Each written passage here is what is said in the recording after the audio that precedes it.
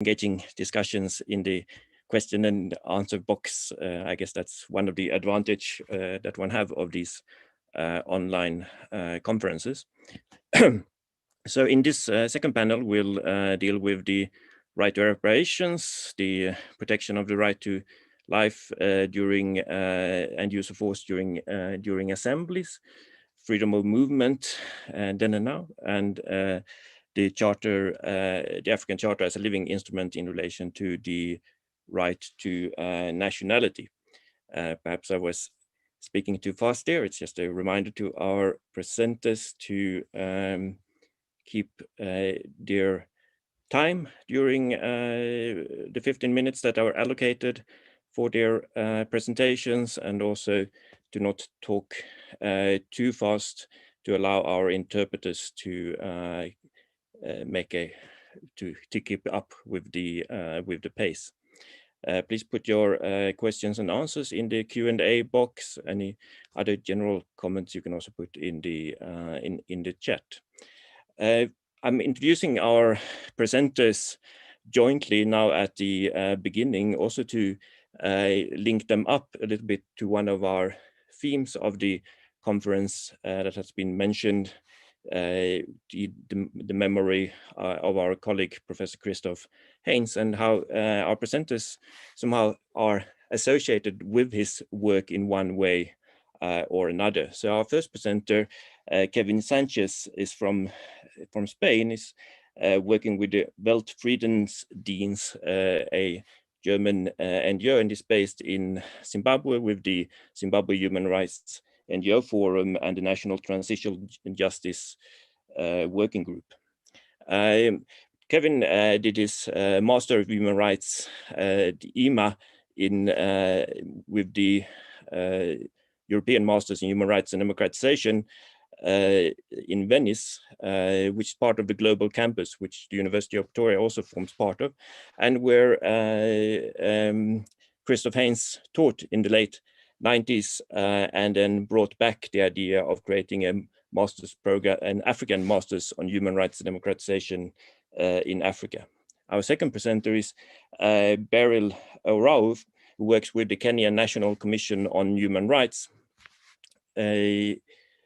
and is a doctoral student with Christoph as a supervisor in relation to the issues that she will discuss in her paper.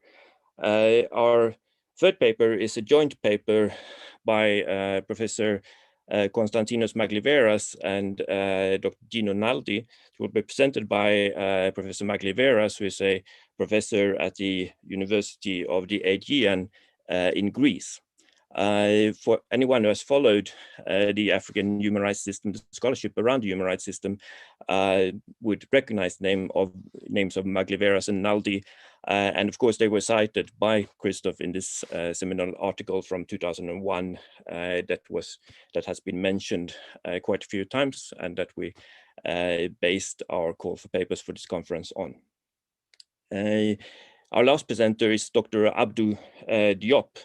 He's a lecturer at the Université Virtuelle du Sénégal, and the Virtual University of Senegal, which was one of the co-hosts of the MOOT, the African Moot Court on Human Rights in 2020, last year, which was the 29th African Moot Court, which of course was one of the initiatives by Christoph.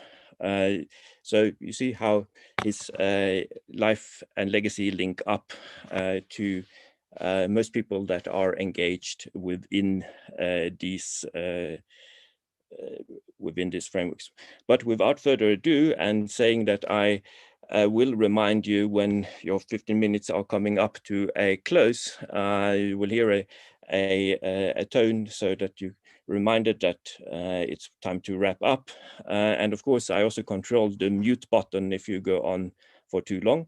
So with those mentions, I'll hand over to Kevin for your paper in relation to remedies under the African Charter. Kevin, over to you.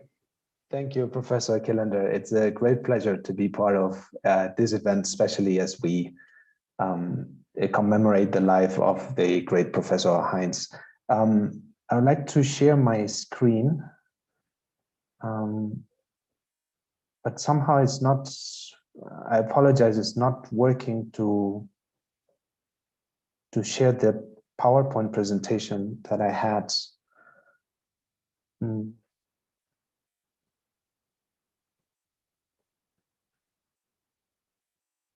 Sorry, Tiruna, can you see if this works? And we have a reminder again for our interpreters, just keep your pace so that they can keep up. Okay, great. I hope you can see the presentation now.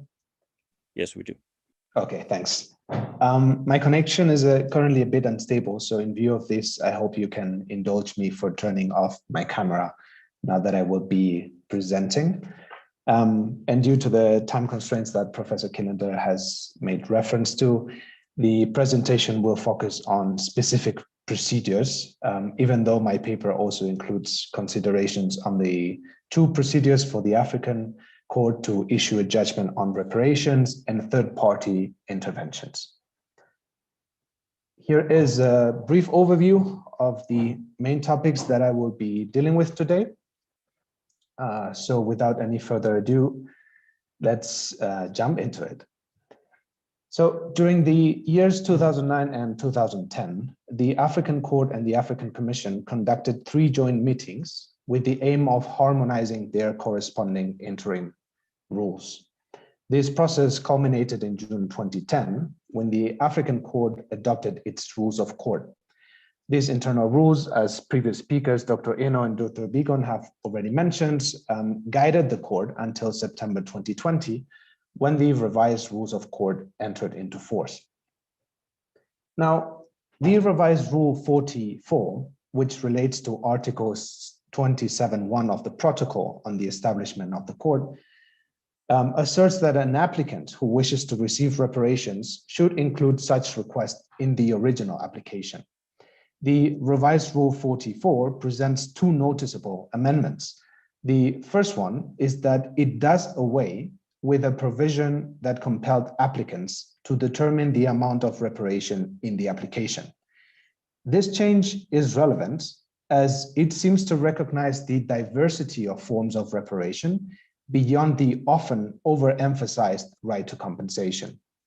The second relevant change is that the revised Rule 44 additionally states that the supporting documents and evidence relating to the claims for reparations must be submitted together with the application or within a time limit set by the court.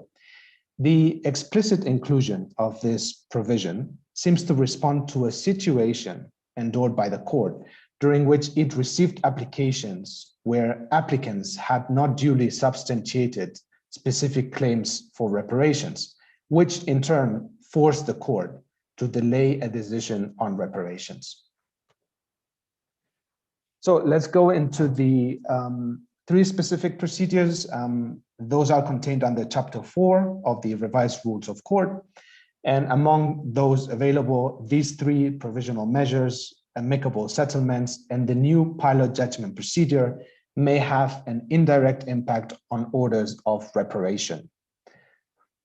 So according to Article 27.2 of the Protocol, in cases of extreme gravity and urgency, and when necessary to avoid irreparable harm to persons, the court shall adopt such provisional measures as it deems necessary. Provisional measures have thus a clear intent to prevent the continuation of human rights violations until a judgment is delivered. Provisional measures, previously known as interim measures, are described under the revised Rule 59.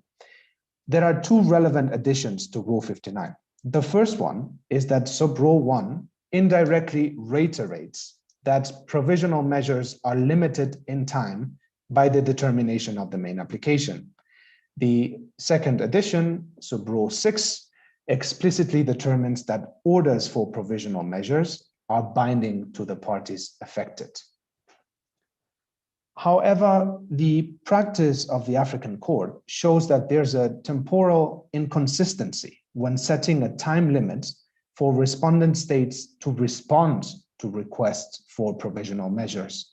While in some cases the court has instructed respondent states to report on the measures taken within 30 days, the court has also at times ordered the respondent state to report back within 60 days.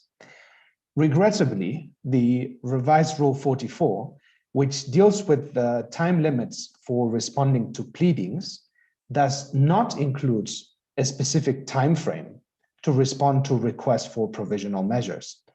The different time limits set by the Registrar of the African Court to respond to the request for provisional measures call, in my opinion, either for the establishment of a unique time limit in the rules of court, or at least for greater consistency. Additionally, the court should also consider amending the rules of court to include the option to evaluate provisional measures in force, either at its own initiative or at the request of a party, with the possibility to maintain, modify, or revoke them. An amicable settlement is basically an agreement reached by the parties to a case before the court, whereby the facts and solutions to be adopted are mutually recognized.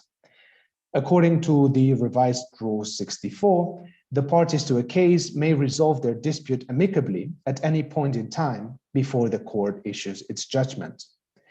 Once the agreement is attained, the parties must report it to the court, who will render a judgment supporting the solution adopted. A judgment based on an amicable settlement has the same enforceability upon the parties than a judgment on the merits. However, the revised Rule 64(5) foresees that the court may decide to proceed with a case notwithstanding that an amicable settlement has been reached by the parties.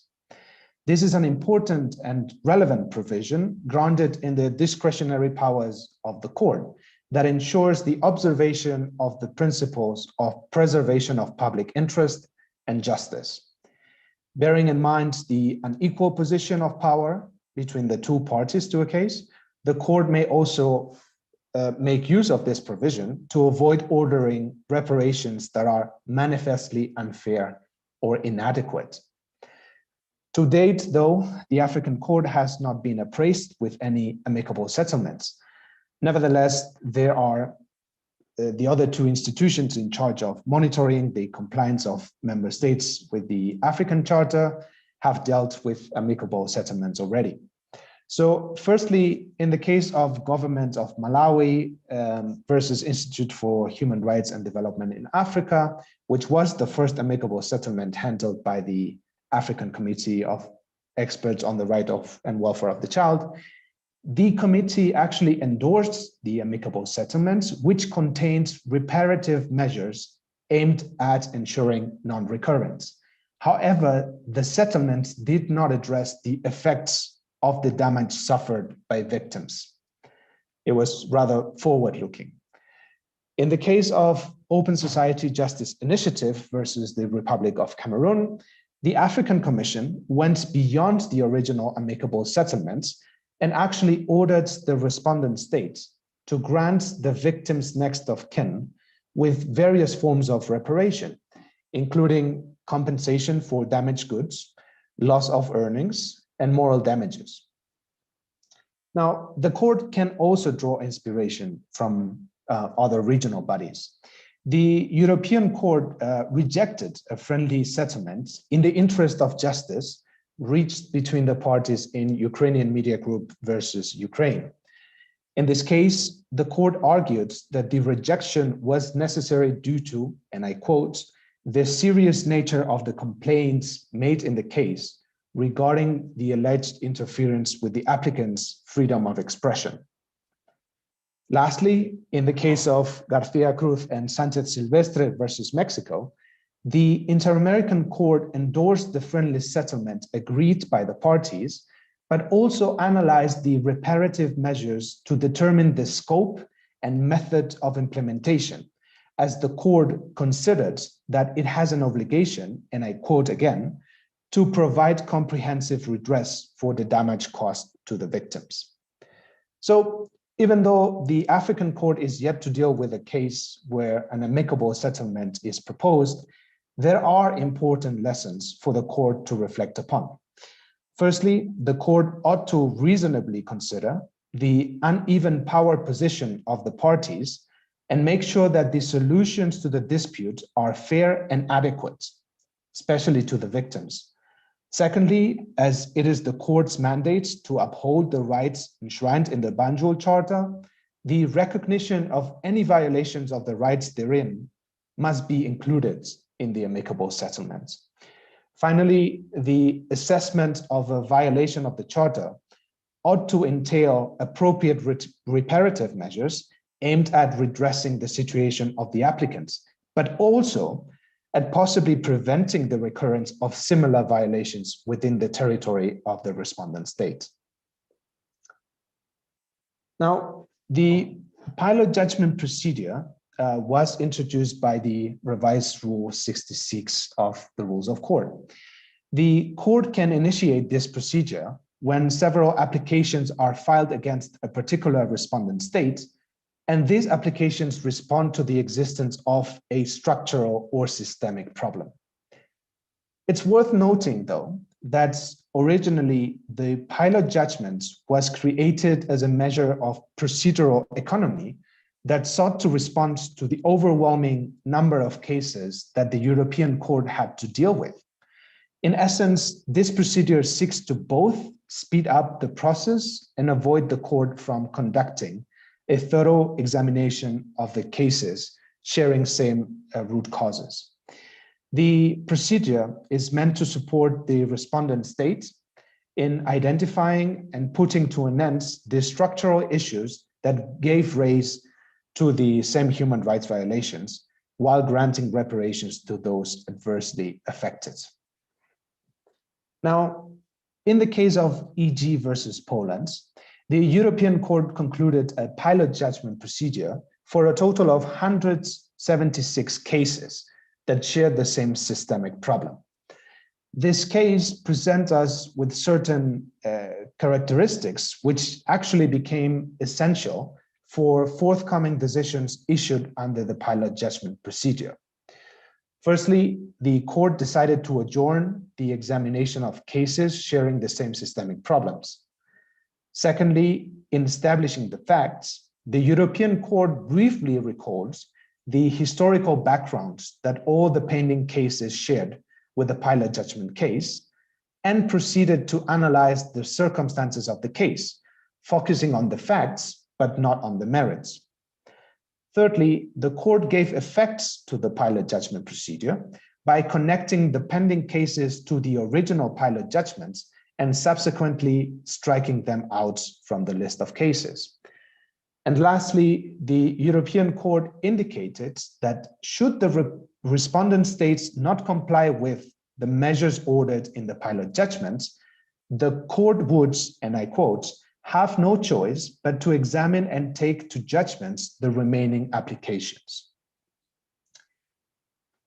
Now, the practice of the European Court regarding the pilot judgment procedure is very much influenced by the principle of subsidiarity, in that respondent states have generally a great discretionary margin in deciding the measures to be taken to comply with the court's judgments. However, in my view, the African Court should aspire to order very specific reparations and timelines to avoid biased interpretations of the judgments that may further delay the implementation of reparations. So I'm reaching now the end, Chair. A few conclusions. The revised rules of court do clarify previously imprecise rules and expands the scope of specific procedures. In particular, the revised rules 44 as well as 69.3 encourage applicants to include all requests for reparations together with the main application so that the court is able to determine pertinent forms of reparation together with the judgment on the merits. This is a positive initiative that also seeks to shorten the time for victims of human rights violations to receive reparations for the harm endured. Now, whereas there are important developments with regards to provisional measures, such as the reaffirmation of their binding nature, the revised rules of court fail to address the temporal inconsistency when setting time limits for respondent states to respond to requests for provisional measures. Additionally, the rules of court ought to foresee the possibility to amend or revoke provisional measures at the own initiative of the court or at the request of a party. And finally, since the African court is yet to face an amicable settlement and to deal with the pilot judgment procedure, it is important for the judges and the registrar to reflect further and draw inspiration from the experience of other African and regional bodies. In particular, I would suggest that the court ensures that future amicable settlements provide adequate and effective forms of reparation, taking into account the unequal position between the parties, and that all applicants involved in a pilot judgment procedure are given the opportunity to share their views and are duly informed of any changes affecting their application. With that, I conclude. Thank you very much, Chair. Thank you very much for that concise overview of a complicated project in relation to comparative insights in relation to the reparations mandate of the court. Without further ado, I hand over to Beryl in relation to the right to life and assembly.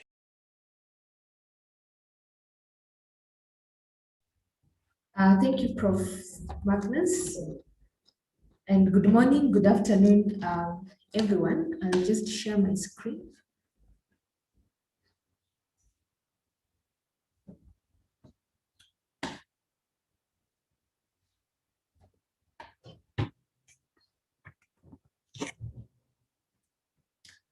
Okay, so my presentation is on focuses on the right to life in the context of assemblies and looks at the legal and jurisprudential developments within the African human rights system. So this is the outline of my presentation. I will start by first giving a brief discussion on the general obligations of the state in relation to the right to life and the right of peaceful assembly, and then that will include specific obligations in the context of assembly, and then thereafter I will look at the various means through which the African human rights system has developed standards around these rights, and then give highlights of a few selected case law from the African Commission and one from the African Court.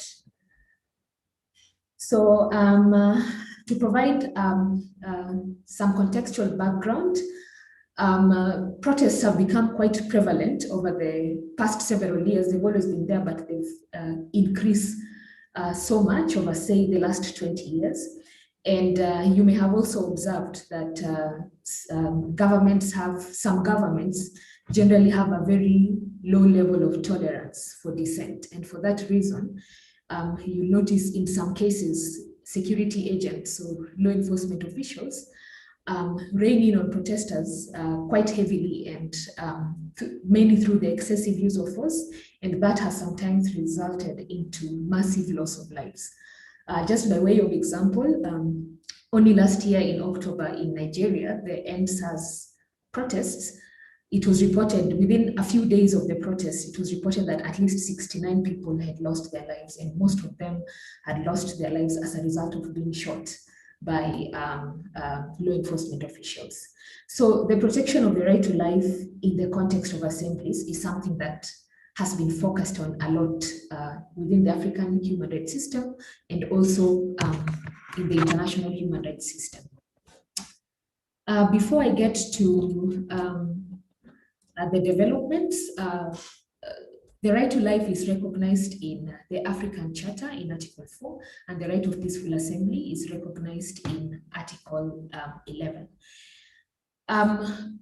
The right to life is also recognized in other instruments within the African human rights system, particularly the Children's Charter and the Maputo Protocol. But for the purposes of this presentation, I'm only going to focus on the African Charter as the primary human rights document in the African human rights system that applies to everyone.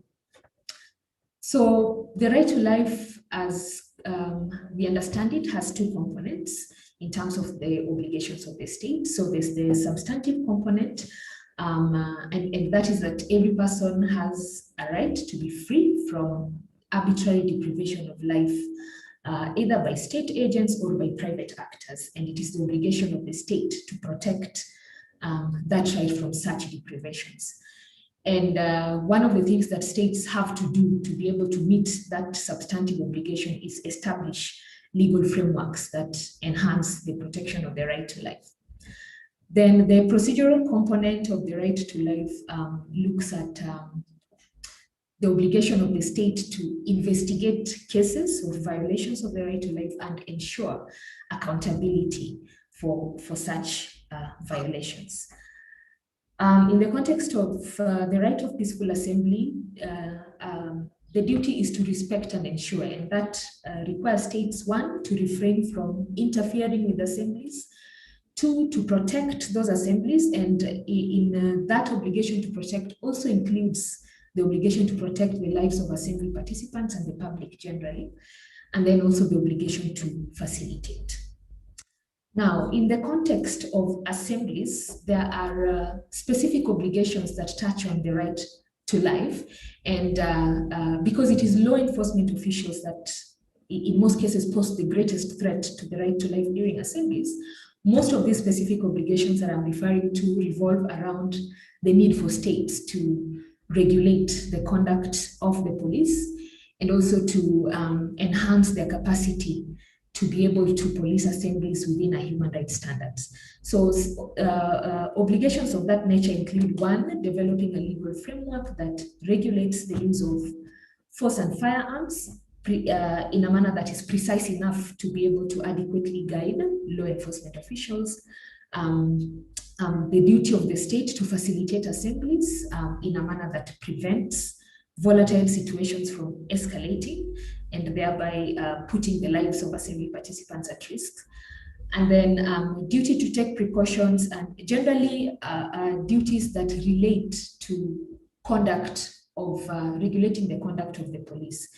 And some of the things that the state is required to do to be able to enhance the capacity of the police to police assemblies within human rights standards include training them appropriately, particularly on public order management, and then equipping them with appropriate less lethal weapons and protective equipment that would then reduce their need to resort to the use of force, particularly excessive force when dealing with assemblies.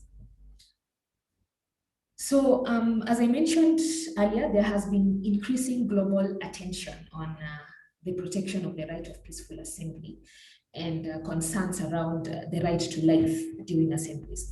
Within the international human rights system, there have been significant developments. Two that I would mention are in which Prof. Heyns played a very significant role is the adoption of General Comment 37 last year on the right of peaceful assembly, which also addresses, among other things, aspects on the protection of life during assemblies. And then there was also, before that, there was General Comment 36 on the right to life, also a significant development within the UN human rights system. The African Commission has also focused a lot on the question of the right to life in the context of assembly, and it has itself developed standards that reflect the international standards through various mechanisms. One, through concluding observations on state reports. It has also developed a general comment on the right to life. And then there are quite a number of resolutions that address questions that are of relevance in the protection of the right to life during assemblies. It has also developed two key guidelines on assemblies and the use of force by the police. And there are also a few case law mainly from the African Commission that have an impact on how we view the obligation of the state, particularly in the context of law enforcement operations.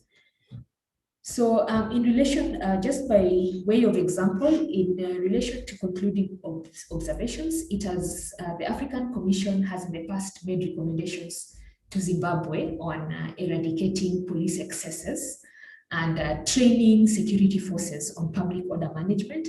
And those recommendations were informed by information obtained from Zimbabwe's reports, but also just the general appreciation of how the manner in which security forces in Zimbabwe have been dealing with the dissent. And then to Malawi, it also made a recommendation on the need for Malawi to put in place measures to prevent arbitrary deprivation of life in the context of law enforcement. And similar recommendations were also made to Ethiopia, particularly in relation to how Ethiopia handled protests in 2005 and I think in 2012 as well. So one of the challenges with these concluding observations, as much as the African Commission uses them to reinforce standards, it has standards relating to protection of the right to life during assemblies. It is not in all cases that these recommendations are actually implemented by the states to which they are made. And another challenge is that sometimes states don't present quality reports to the Commission, or they don't present sufficient information to the Commission to be able to address pertinent issues concerning these two rights. So for example, in one of the Commission's recommendations to Kenya on Kenya's 8th to 11th report, it observed that there was very little information touching on matters related to the right of peaceful assembly, bearing in mind that in 2007, there were massive violations around the right to life and the right of peaceful assembly during protests that followed the disputed election in 2007. Another important means through which the Commission has set standards on protecting life is through General Comment 3, which I mentioned earlier. It was adopted in 2015 before the UN Human Rights Committee's General Comment 36, which was adopted in 2018, though the UN Human Rights Committee already had another General Comment addressing the right to life. So just highlights of what this General Comment says about protection of the right to life. It addresses how the right to life plays out in various contexts, but I'm only going to focus on the context of law enforcement. So it emphasizes the duty of the state to prevent arbitrary deprivation of life. It also emphasizes the duty to investigate all cases of suspicious deaths in the context of law enforcement. And then it also underlines the need, the principle that lethal force should only be resorted to when the objective is to protect life. And the General Comment also emphasizes the need for states to have within their national legal systems, a framework on the use of force in line with international standards.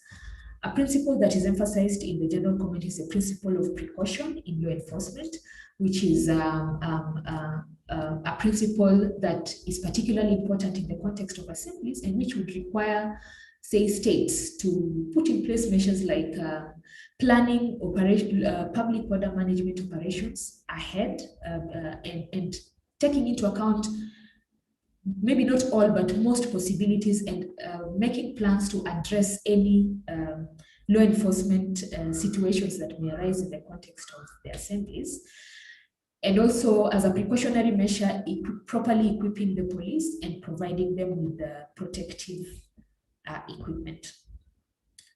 Apart from the General Comment and the concluding observation, the African Commission has also, through various resolutions, both thematic resolutions and resolutions, country-specific resolutions, expressed concern around the protection of the right to life during assemblies.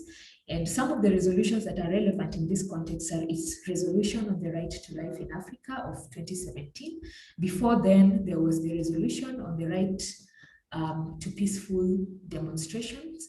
And both of these resolutions express concern about excessive use of force by law enforcement officials in the context of assemblies, and the fact that in some cases, police officers resort to the use of live ammunition to disperse protesters, thereby putting at risk the lives of protesters.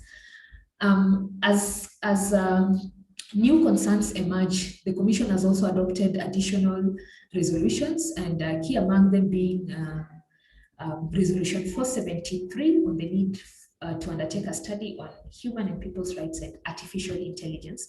So AI technology can sometimes be used in the context of assemblies, and the Commission recognizes that and addresses the need to ensure that the use of such kind of technology does not put the lives of the public at risk.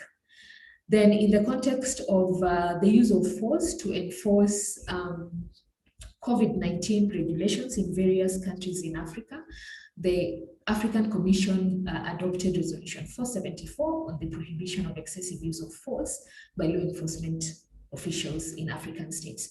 And that resolution also addressed how law enforcement officials handle crowds. The Resolution 475 on the need to protect civic space and freedom of association and assembly also expresses concern about the use of force to suppress protests. And every time force is used in the context of a protest, the likelihood of causing deaths or serious injuries to participants is always high. And that is why the African Commission has focused a lot on that challenge.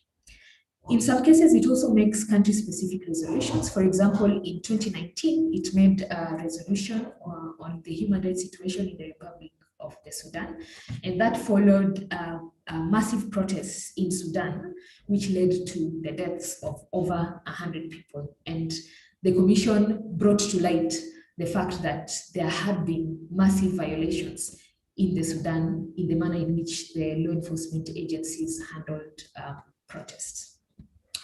Beryl, if you can start to wrap up with time, yes, but let's still maintain a slow pace. Okay, fine. So the Commission has also adopted 2 guidelines on policing assemblies and one on the freedom of association and assemblies. Because of time, I will not go into those details, but those guidelines provide detailed guidance to states on how assemblies are supposed to be managed, the measures that are supposed to be put in place to protect the right of peaceful assembly.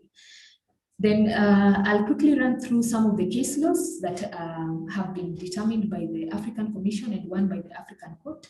So the first one is the Libya case, the Benghazi case, which was referred to the African Commission, to the African Court by the African Commission, and it concerned demonstrations that took place in Libya in 2011, which led to the deaths of several demonstrators. In its provisional orders to Libya, the African Court ordered Libya to refrain from any action that would result in the loss of life. And it specifically addressed the question of the use of excessive force to manage demonstrations. Then there is also the case of Noah Kazingachire and others, which was determined by the African Commission. This was a case in which 2 victims were shot by police officers in circumstances that are not permitted under international law. So in this case, the key thing the Commission considered was the question of when firearms may be used in the context of law enforcement. And the Commission affirmed that because of the lethal nature of firearms and the fact that they carry a high risk of causing death, only the protection of the right to life can justify their use. And in the particular circumstance of this case, it wasn't justified, and so a violation of the right to life was found. So the case does not relate to assemblies, but the pronouncements of the Commission in relation to when firearms may be used are important in the context of assemblies. Then there is also the case of Kevin Muguanga, versus Cameroon. This case concerned violations over a long period of time in Cameroon, which also included the violations relating to violations against assembly participants, particularly their right to life. So the Commission condemned the fact that Cameroon did not conduct any investigations into allegations of the excessive use of force, and it was also concerned about the manner in which the demonstrations were suppressed. And in that case, it found a violation of both the right of peaceful assembly and the right to life. Then the more recent case of George Yanurikai versus Egypt, it concerned again the excessive use of force against demonstrators who had been staged a sit-in in a park in Egypt, and a number of them died after riot police dispersed them forcibly.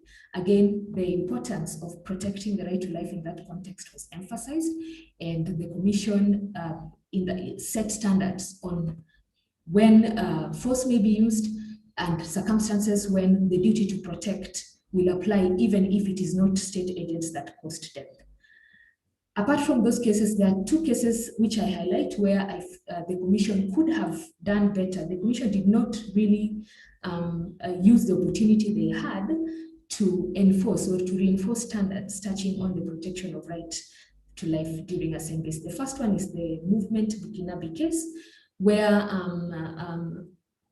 2 students were killed during a demonstration, among several other violations.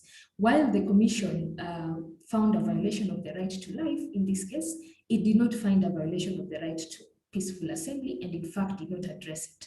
Though in its obiter, it condemned the excessive use of force against demonstrators. So it is ironical that having condemned the excessive use of force against demonstrators that led to the loss of life, it did not find a violation of the right of peaceful assembly.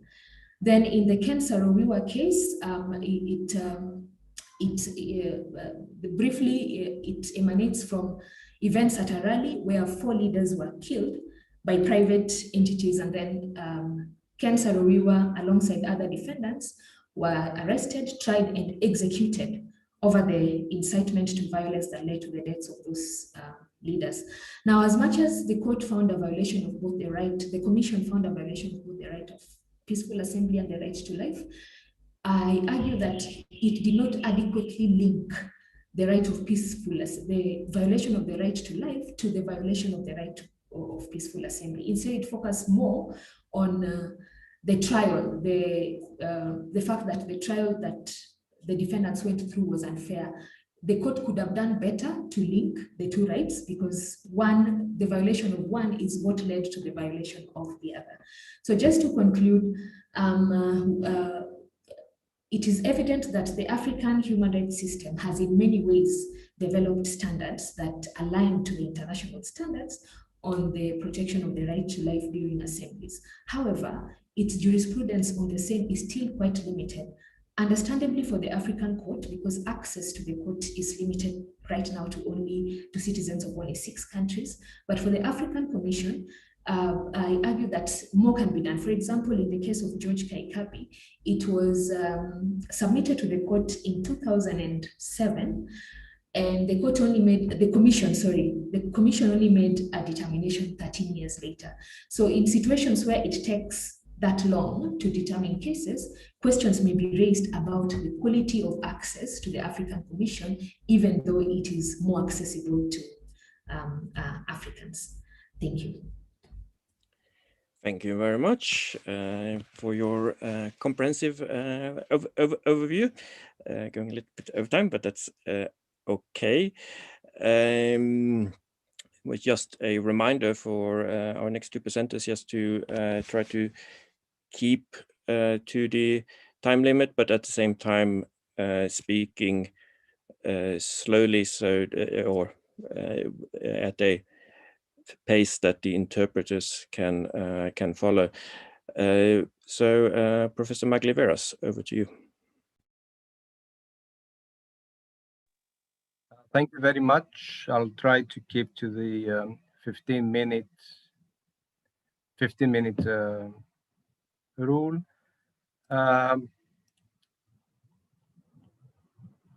The gist of our paper is that the freedom of movement, over and above being a fundamental human right, also contains an aspect of personal economic freedom and development. This has usually been applied in the context of economic integration pursued by regional international organizations. The amalgamation of the freedom of movement as both a human right and as a protected economic freedom finds expression in Article 45 of the European Union's Charter of Fundamental Freedoms. Arguably, it does so in a restrictive fashion because it guarantees that European Union citizens have the right to move and reside freely only within the territory of the individual member states and not in the territory of the European Union as a whole. In other words, it does not cover the combined territory of all member states, which corresponds to the entire European Union territory, given that the EU has already become a fully integrated economic area. But we will return to this point as regards the African Economic Community. Now, as we all know, the right to freedom of movement has been laid out in Article 12 of the African Charter on Human and People's Rights as the liberty to move within the territory of contracting parties and the right of residence therein. Together with the associated right of establishment, they are considered to be personal economic freedoms. They were further elaborated in the Protocol on Free Movement, which was attached to the African Economic Community Treaty adopted in January 2018. And I will refer to this protocol as the 2018 Protocol. The protocol is in line with Agenda 2063, which advocates the free movement of people as part of the continental integration agenda. When the 2018 protocol enters into force, the right to free movement of persons should be adequately protected as both these manifestations. And both manifestations, we mean both as a human right and as an economic freedom. Moreover, were the 2018 protocol to be considered, broadly speaking, a human rights instrument, it could come under the purview of the African Court on Human and People's Rights. As we all know, the African Court of Justice, Human Rights and People's Rights has not yet become functionable. Therefore, until it does, the African Court, the African Human Rights Court that is, should have original jurisdiction to hear interstate disputes in cases of disputes regarding the interpretation, the application, and the implementation of the 2018 protocol. The African Human Rights Court could also give advisory opinions on these matters. But importantly, Article 30, paragraph 2 of the 2018 protocol stipulates that the nationals of the member states of the African Economic Community who claim to have been denied the rights under the protocol are entitled to complain to the African Commission on Human and People's Rights. It should be clarified that our paper is concerned with the right to free movement of persons and not with the process of migration across the continent, across Africa. Even though the two share many common characteristics, arguably the former is wider than the latter. The application of the right of free movement is broader as laid down in Article 12 of the African Charter compared to the 2018 protocol, since it is applicable to all individuals, regardless of nationality or economic status. On the contrary, the 2018 protocol is essentially limited to nationals of contracting parties who are economically active. But Article 12 is not only about nationality or economic status. The African Commission has stated that the scope of Article 12 extends to other categories of persons, including those that are classed by inter alia, gender, age, and health. Furthermore, there might be other categories of persons. And indeed, the African Commission does believe that there are further categories of persons that should come under Article 12. These categories include migrant workers and their families, persons living with HIV, and persons with disabilities. Another category which we would add and is attached to the above groups are dependents. Here, a more general issue comes up, namely, to determine whether the term dependents covers both the descending and the ascending lines, or only the former, the descending line. This is, of course, a question of interpretation, but its outcome will naturally affect a very large number of people and will have direct consequences for human mobility in Africa. It should also be mentioned that all the protocols to the African Charter, namely on women, on older persons, and on persons with disabilities, are silent on the issue of freedom of movement. Is this a deliberate omission, or is it an oversight? Whatever the reason may be, many of the individuals who are the focus of these protocols may be economically active, while their very status may necessitate that their freedom of movement is guaranteed. Especially now that the 2018 protocol has been adopted, this is a matter which we believe merits discussion and regulation. And since today we are having a conference on the 40th anniversary from the adoption of the African Charter, we believe that one of the issues which should be talked about is its eventual amendment or even revision. What we have in mind is the need to ensure that the provisions of these three additional protocols are fully in line with the text of the parent treaty, i.e. the African Charter. And to put it into context, it should be made clear that the freedom of movement, which has in the meantime been expressed as also a right to a personal economic freedom, applies to women, to older persons, and to persons with disabilities. The above observations lead us to the need for a more thorough investigation of the principle of non-discrimination, the cornerstone of any instrument protecting and promoting human rights. In particular, a link exists between Article 12 and Article 2 of the African Charter, which, as we all know, enshrines the principle of non-discrimination. This link should be further connected to the corresponding provision in the 2018 protocol, namely Article 4, paragraph 1. The latter follows a very important rule of regional integration projects, and no doubt the African Economic Community is one of them, which demands that participating states observe the principle of non-discrimination with religious piety.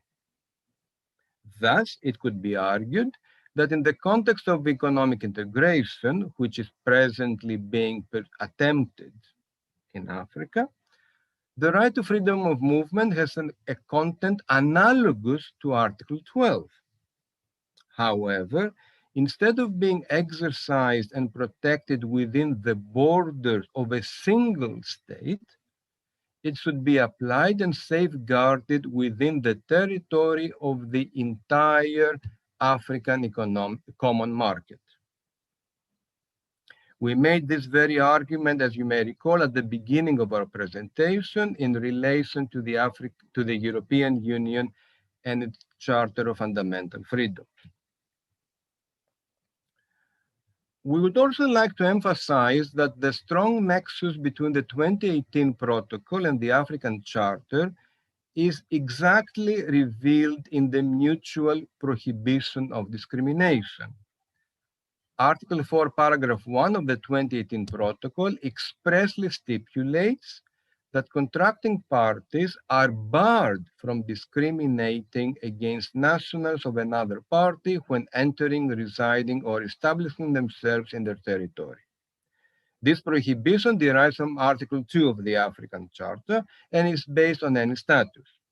Thus, within the African Common Market, host countries will be barred not only from discriminating in favor of their own nationals and against the nationals coming from other member states, but also it will be disallowed to discriminate among the nationals of third member states. On the other hand, the restrictions to which Article 12 is subjected to will find additional application in relation to the free movement of persons within the African Common Market. These restrictions, which, as we all know, are justified on the grounds of national security, law and order, public health, public morality, etc., are also manifested as legitimate constraints and limitations in regional economic integration projects. Considering that this dual application of the principle of non-discrimination will be applicable to the African Common Market, it cannot but augment the scope of Article 2 of the African Charter. Therefore, in any future amendment of the African Charter, the content of the Prohibition of Discrimination clause should be extended, in our opinion, to include the economic rights bestowed upon people and deriving from the operation of the African Common Market. To put it otherwise, the reference to, and I quote, any status in the wording of Article 2 should be worded in such a way so as to leave no doubt that these economic rights are additionally encompassed and that henceforth they will be treated as human rights and fundamental freedoms of a value equal to the existing rights and freedoms. For the purposes of our paper, the central provision of the 2018 protocol is Article 14, the clause regulating the free movement of workers. It stipulates that African Union member states nationals shall have the right to seek and accept employment without discrimination in any other member state, and that they may be accompanied by a spouse and dependents. Remember the discussion we did earlier on the exact meaning of the term dependents when accepting and taking up employment. But Article 14 contains a very worrisome provision. While in other regional integration projects, the rules and procedures for giving effect to this right are obligatory and common to all participating states, here it is made subject to the applicable laws and policies of the host member state. It follows that the 2018 protocol does not preclude that there might be divergent national legislations. Of course, there is always the risk that member states will use domestic laws to raise indirect obstacles to the free movement of people coming from other African countries or from specific African countries. The whole idea, however, behind regional economic integration schemes is that the participating state is prohibiting to say, I will only invite nationals of states A, B, or C to enter my territory, and under no circumstances will I accept nationals from states D, E, or F. And this is because all people from all participating states, without exceptions, have a personal entitlement to free movement, a fact which shows why it is of the utmost importance to have a perfect non-discrimination clause in the African Charter. To put it otherwise, if for the sake of argument there was an up and running African Common Market, and for whatever reason some participating states took measures raising obstacles to unhindered human mobility, or showed preference towards mobility from only certain countries, at the end of the day, their behavior could be held to violate the African Charter, especially if Article 2 thereof were revised as we just suggested. But it can also be that those states participating in the African common market may seek to terminate the residence of nationals of other participating states and find suitable ways to do it without being seen to employ mass expulsions. And in this instance, if the provisions of the 2018 protocol fail to uphold the rights of those affected, either their states of nationality or possibly themselves, if the conditions are met, may bring a complaint before the African Human Rights Court alleging a violation of the 5th paragraph of Article 12. Finally, the report between human rights, fundamental freedoms, and economic rights can also be manifested in the context of the right to development. The African Charter was globally the first human rights treaty to stipulate this right in express terms. Indeed, as the right to development is formulated in Article 22, paragraph 2, African countries are under the duty to ensure that it is exercised individually or collectively. And a tested way to achieve development is through participation in an economic integration project. Therefore, it is submitted that in order to observe this duty, African states could actively and consistently participate in institutional vehicles leading to continental integration, in our case, participate in the African Economic Community. Moreover, for those African states which are members of the League of Arab States, the right of people to freely pursue their economic development is laid down in Article 2 of the Arab Charter of Human Rights. And for those participating in the Organization of Islamic Cooperation, an identically worded clause has been inserted in Article 9 of the Declaration on Human Rights, which was approved in November of last year. To conclude,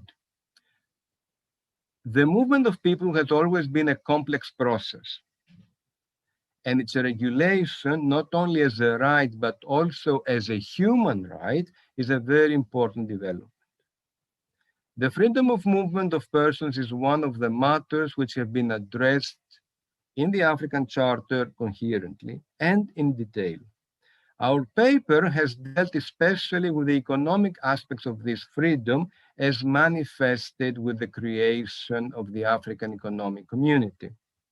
After decades of inactivity, the adoption of the 2018 protocol has no doubt revitalized the African Economic Community and has brought to the front the ever crucial question of human mobility in the continent.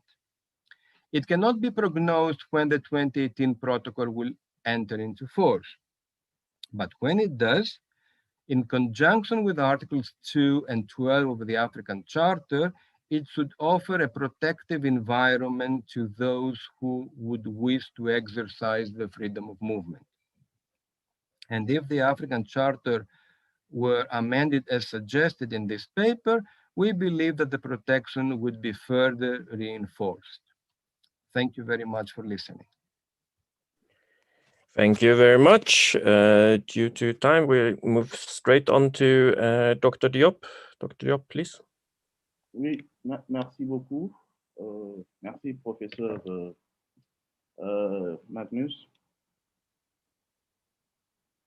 Alors, bonjour à tous. Donc, je suis très heureux de contribuer à cette journée de réflexion sur les 40 ans de la Charte africaine des droits de l'homme et des peuples, en mémoire du professeur Heyns, que je n'ai pas connu personnellement, je ne l'ai pas rencontré personnellement, mais que j'ai connu à travers ses écrits, à travers son activisme pour les droits de l'homme en Afrique, et également à travers ses œuvres, notamment le African Human Rights Moot Court Competition, que nous avons co-organisé l'année dernière au Sénégal. Et c'était une très belle expérience, même si, en raison de la crise de la COVID-19, ce fut virtuellement.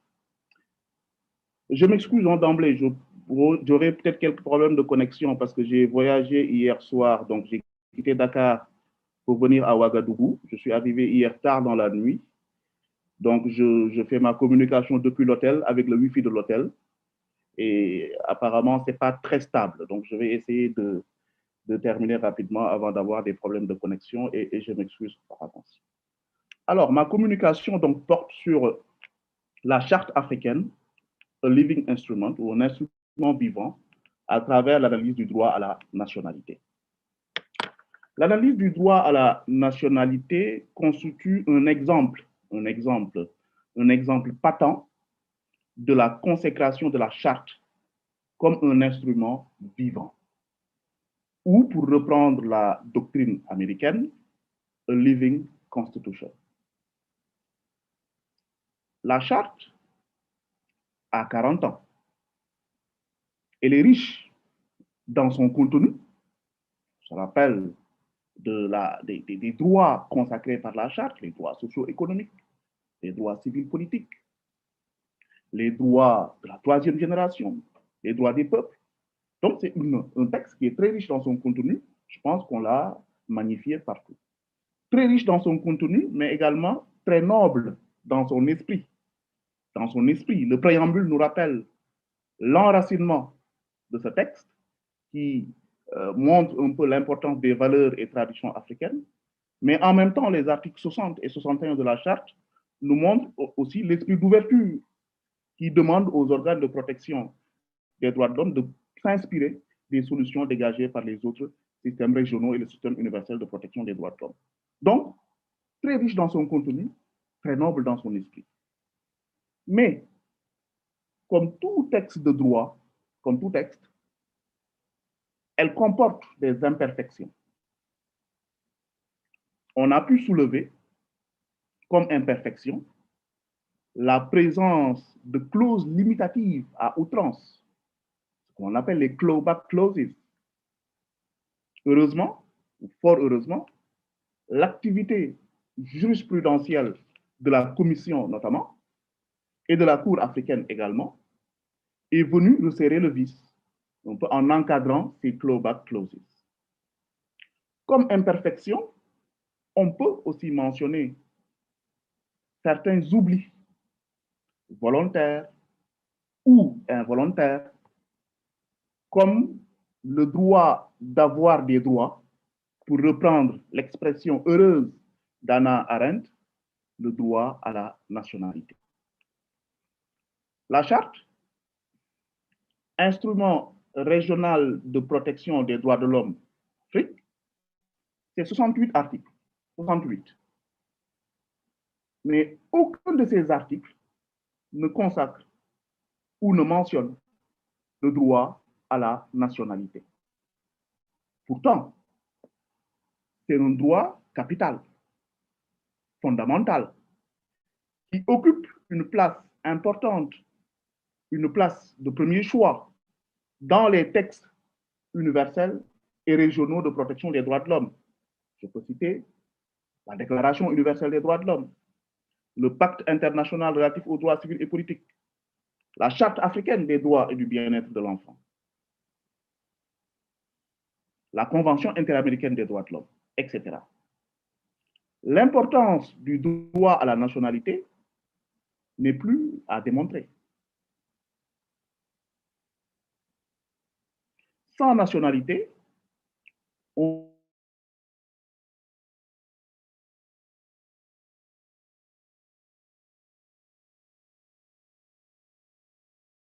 Nations Unies pour les réfugiés, on en compte 10 millions dans le monde, 1 million en Afrique de l'Ouest, avec des conséquences désastreuses en termes de violation des droits de l'homme.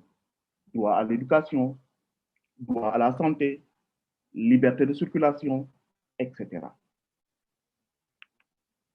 Ce silence de la Charte face à un droit aussi important semble être volontaire ou orienté par une certaine philosophie du peuple africain. Dans l'avant-projet de la Charte africaine, préparé par feu le juge Kebambay, il était clairement mentionné que toute personne a droit à une nationalité. Mais dans la mouture finale du texte de la Charte, on y développe plutôt la vision d'un peuple africain, faisant fi de la nationalité en tant que lien de rattachement d'un individu à un État. Hélas, cette vision ne saurait prospérer. Le lien de rattachement de l'individu à l'État, comme le note d'ailleurs la Cour internationale de justice dans l'affaire Notobombe 1955, ce lien juridique de rattachement, c'est la nationalité. Mais c'est vrai, on ne retrouve pas ce droit dans la Charte, mais fort heureusement, les organes de protection ont compris que la Charte n'est pas un instrument statique et qu'elle doit être interprétée à la lumière de l'évolution de la société en fonction des besoins, répondant à un certain dynamisme. Bref, la Charte s'adapte et surtout est adaptable. C'est dans cette posture d'instrument vivant que la Commission africaine, d'abord, et plus récemment la Cour africaine, mais également, et on l'oublie souvent, les juridictions constitutionnelles nationales, qui sont aussi des interprètes de la Charte, vont se fonder sur la Charte pour consacrer et protéger le droit à la nationalité. Je vais illustrer avec la jurisprudence. D'abord, selon la Commission africaine, même si la Charte ne mentionne pas expressément le droit à la nationalité, celui-ci peut être déduit de l'article 5 de la Charte qui protège le droit à la préservation de la personnalité juridique, le droit à la préservation de la dignité de la personne. Cette découverte, pour parler comme Georges Vedel, une découverte, interprétation, cette découverte du droit à la nationalité, comme étant implicite dans le libellé de l'article 5, montre que la Charte est un instrument dynamique que les organes de protection font vivre. Dans les affaires John Modizé contre Botswana et Amnesty International contre la Zambie, devant la Commission africaine des droits de l'homme et des peuples, ainsi que dans la résolution 234, la Commission africaine fonde le droit à la nationalité sur l'article 5, pourtant qui parle de dignité, qui parle de personnalité juridique, qui ne mentionne nulle part nationalité. Mais la Commission dit que, implicitement, cet article consacre le droit à la nationalité. Et le lien que la Commission fait entre le droit à la nationalité et la dignité de la personne est un lien éloquent, est un lien évident. Parce que sans nationalité, point de dignité. La Cour africaine, dans l'affaire Ochieng Anudo contre Tanzanie, du 22 mars 2018, à son tour, a marqué le dynamisme de la Charte dans la conséquence et la protection du droit à la nationalité. Dans cette affaire, le requérant, M. Anudo, déclare qu'en 2012, il s'était présenté devant les autorités tanzaniennes du commissariat du district de Babati pour accomplir les formalités requises pour son mariage. La police a décidé de saisir son passeport au motif que sa nationalité tanzanienne avait suscité des soupçons. Sa nationalité tanzanienne lui a été retirée et il a été expulsé au Kenya, d'où il a été réexpulsé en Tanzanie. Mais ne pouvant plus rentrer en Tanzanie, il est demeuré dans une zone tampon, située entre la République unie de Tanzanie et la République de Kenya, plus exactement à Sirari. La Cour africaine a donc été saisie à titre principal aux fins de constater la violation du droit à la nationalité, ce droit d'avoir des droits, pour reprendre Hannah Arendt. Et la Cour, rappelant le principe de souveraineté de l'État sur l'octroi de la nationalité, qui nous fait penser à la jurisprudence internationale, à faire des décrets de nationalité au Maroc, à faire notre bombe. Donc, l'État a la compétence pour octroyer la nationalité. Ça reste un principe constant. La Cour rappelle ce principe constant. Mais ajoute que ce principe n'est pas absolu, comme l'avait fait la Cour interaméricaine des droits de l'homme. Parce que pour la Cour, la déchéance de nationalité, le fait de retirer la nationalité ne saurait être arbitraire. D'autant plus que si cela conduit à une situation d'apatridie. Donc, le retrait de la nationalité de manière arbitraire, conduisant à une situation d'apatridie, constitue une violation du droit international des droits de l'homme et notamment l'instrument régional de protection, pourtant qui ne mentionne pas le droit à la nationalité, mais qu'on peut déduire de l'article 5 de la Charte. Des exemples de juridiction constitutionnelle nationale peuvent également être apportés dans notre perspective. Car ne l'oublions pas, les juridictions constitutionnelles nationales utilisent la Charte comme norme de référence, d'autant plus que celle-ci, cette charte, la Charte africaine, est globalement intégrée dans le bloc de constitutionnalité par sa mention dans les préambules de la plupart des constitutions des États africains. Un premier exemple qu'on peut évoquer est le juge constitutionnel du Soudan, affaire Mazin Deng contre ministère de l'Intérieur du Soudan, le 23 août 2016. Les requérants dans cette affaire étaient 6 frères et sœurs nés au Soudan, d'un père du sud du Soudan et d'une mère du Soudan du Nord. Ces frères ont introduit des demandes au ministère de l'Intérieur du Soudan pour obtenir la nationalité soudanaise. Mais leurs demandes ont été rejetées au motif que leur père avait perdu sa nationalité soudanaise en acquérant celle du Sud-Soudan en vertu des lois du nouvel État lorsque les deux pays se sont officiellement séparés. Là, on parle de sécession.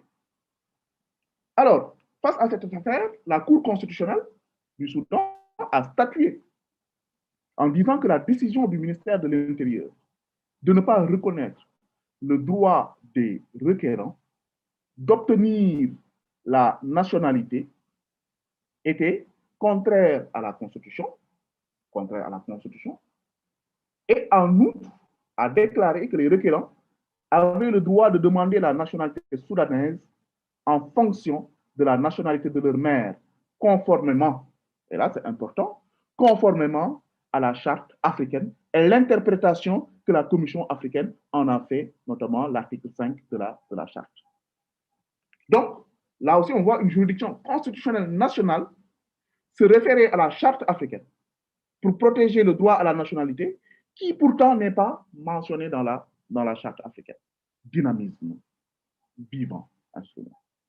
On peut également évoquer brièvement la Cour constitutionnelle du Bénin, dans sa décision du 24 septembre 2014, qui se fonde sur la Charte, notamment en ses articles 2 et 3.1, pour juger que l'impossibilité pour la femme de transmettre la nationalité à son époux est discriminatoire et donc que la loi sur la nationalité est contraire à la Constitution. Au final, ces exemples de jurisprudence nationale, régionale, africaine montrent que la Charte est un instrument dynamique, vivant, un outil au service de la protection des droits de l'homme. Ce dynamisme jurisprudentiel, et je terminerai par là, est aussi perceptible par le jeu des protocoles additionnels. Le protocole additionnel à la Charte africaine des droits de l'homme et des peuples, protocole de Maputo, consacre le droit à la nationalité pour la femme. Mais surtout, le projet de protocole sur la nationalité et l'éradication de l'apatride en Afrique, qui est dans le circuit, je vois commissaire Maya Sarli Fadel participants, qui pourra nous dire où on en est avec ce projet de protocole, mais qui, s'il entrait en vigueur, serait un premier instrument régional contraignant sur le droit à la nationalité, et cela donnerait un coup de souffle à la Charte africaine dans sa propension à protéger le droit à la nationalité.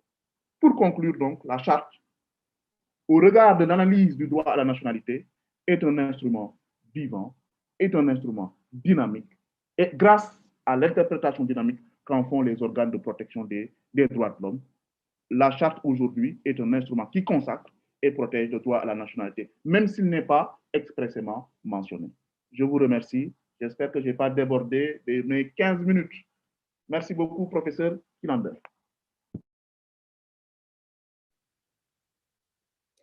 Thank you very much. Just slightly over, it was okay. I think we need to wrap up this session now, and you can of course ask questions in the Q&A, and for our panelists to respond there. Just wanted to, since Dr. Diop mentioned Commissioner Fadel, if you want to do any remark here briefly, I'll put you on allow to talk.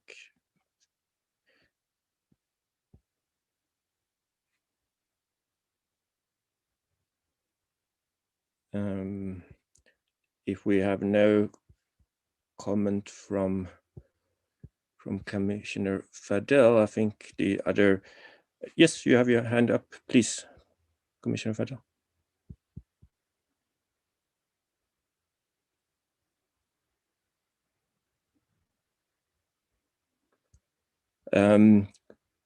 Commissioner Fadel, you should be able to unmute. I'll click on ask to unmute.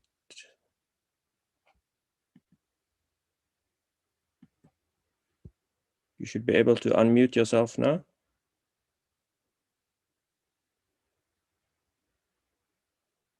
Okay, it doesn't seem to work. So please, if you can just write any comments that you have in relation to this in the chat box, and then everyone else who wants to ask any questions or comments, put in the question and answer box, and our panelists will answer, and we will reconvene at 2 p.m. South African time. That is in an hour from now. Thank you very much to all the panelists on this panel, and for your engagement in the question and answer. And bye for now, and see you in an